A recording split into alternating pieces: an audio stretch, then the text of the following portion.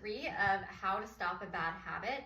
And in parts 1 and 2, we essentially got to the place of we are taking out that vocabulary of stop a bad entirely, because we cannot solve a problem from the same frequency that created the problem. So we have now adjusted our approach to come at it from an angle.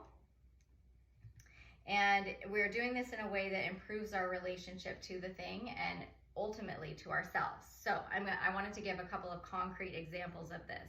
So there's one that you all may know. Let's say the problem is a drinking problem. We have an alcohol problem. And we want to stop. We're not going to move from that place of, there's something wrong with me, I'm a drunk and I just can't stop and I need to stop. No, we're going to, maybe we join a 12-step program. And if we do this 12-step program with complete honesty, then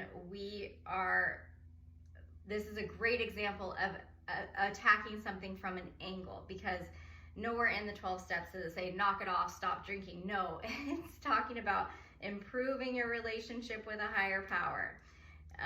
It's talking about taking responsibility for your part in things. It's talking about being of service. And so essentially in doing these things that really have nothing to do with stopping drinking, you end up, the drinking problem just fixes itself. Another example of this would be if the problem is eating crappy and you want to stop eating crappy, okay? Then maybe you grow a little herb garden or something to kind of increase your appreciation or for the magic of food, you know? Maybe you think about every single thing that went into everything on your plate when you eat. And that's another thing that could kind of improve that relationship to it. Like when you have your eggs in the morning, think about the chicken that laid that egg, you know, and have a moment for that. Maybe you implement praying or some kind of gratitude practice before you eat.